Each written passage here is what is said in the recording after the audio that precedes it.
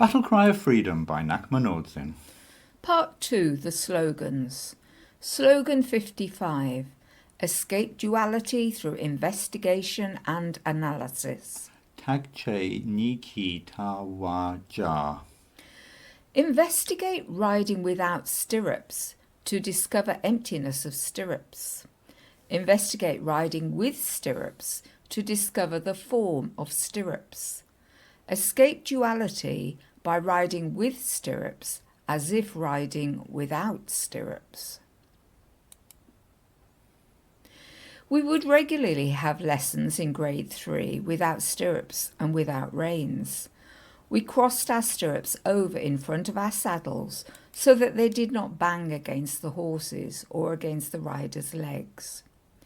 Usually we practiced rising trot in lessons, but without stirrups we would experience the sitting trot. This was an excellent method to learn to sit deeply in our saddles, to feel the shape of our horses, and to learn to balance with the movement of the horses. I remember spending lessons of over an hour riding without stirrups at walk, trot and canter. This could be quite challenging and demanded both attention and relaxation. When riding without reins, they would be knotted and placed onto the horses' necks. The horses often dropped their heads down low, stretching their necks and relaxing when the reins were dropped. This could create a rather disconcerting feeling, a bit like vertigo, of having nothing in front of you. This exercise would encourage an upright posture, less reliance on the reins for control, and more confidence with leg aids.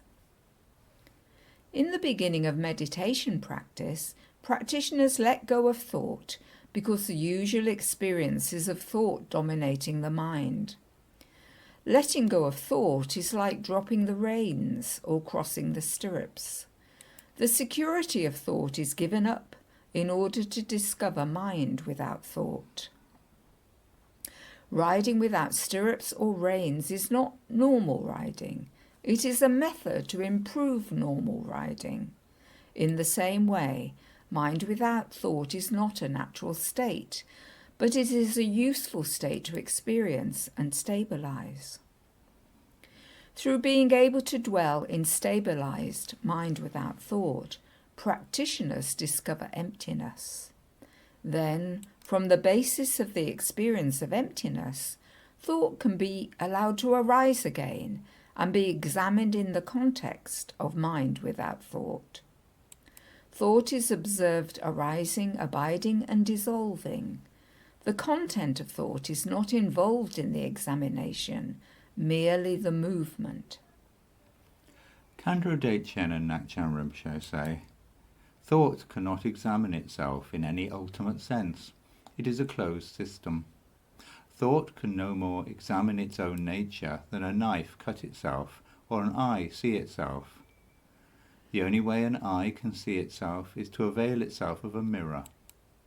The nature of that mirror vis-à-vis thought is the natural reflective capacity of mind, which is beyond thought.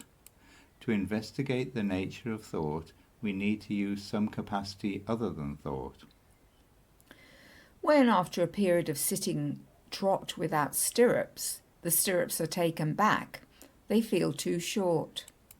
The depth of sitting has been developed, and the muscles of the hips and legs allowed to lengthen and relax, so that the stirrups need to be lengthened to be comfortable.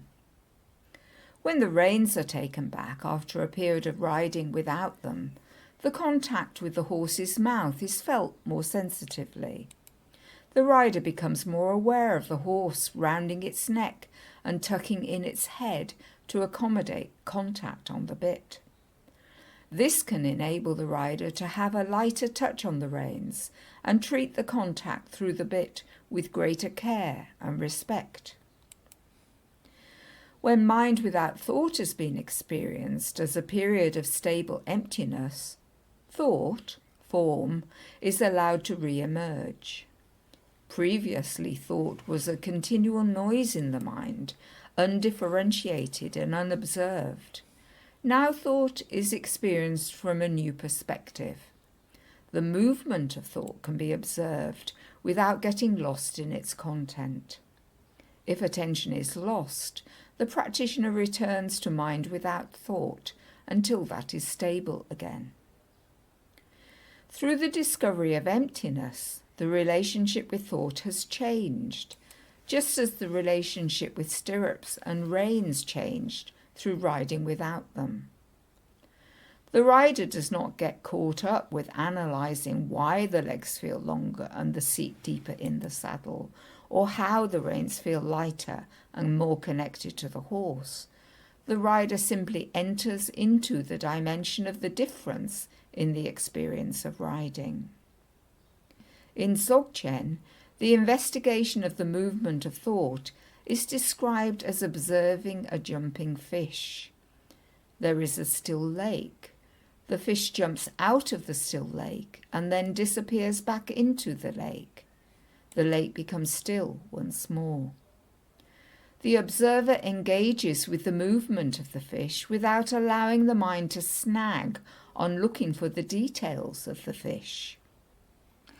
Khandro Dechen and Ngakchen Rinpoche say, no comment is made on the Namtogs. There are no judgments as to whether the jumping fish are beautiful or grotesque. Presence of awareness is simply found in their movement. One allows oneself to become identified with that which moves. The practitioner moves between emptiness and form.